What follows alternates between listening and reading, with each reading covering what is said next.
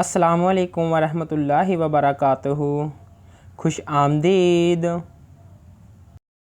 वो क्या चीज़ है जो सेहतमंद इंसान को मुफ्त मिलती है लेकिन बीमार को पैसों से मिलती है?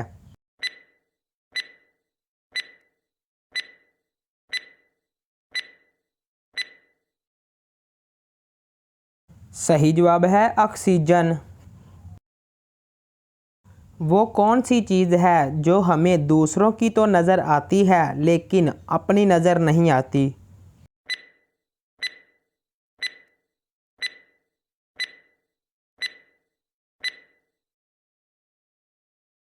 सही जवाब है गलतियाँ।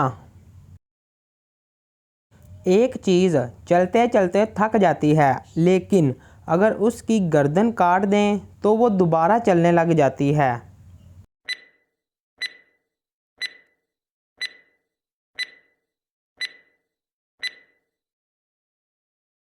सही जवाब है पेंसिल।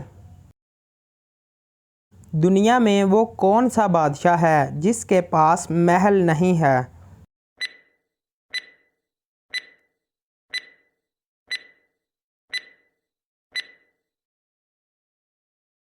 सही जवाब है जंगल का बादशाह शेर। वो कौन सी जगह है जहाँ जाते तो 10 लोग हैं लेकिन वापस 9 लोग आते हैं?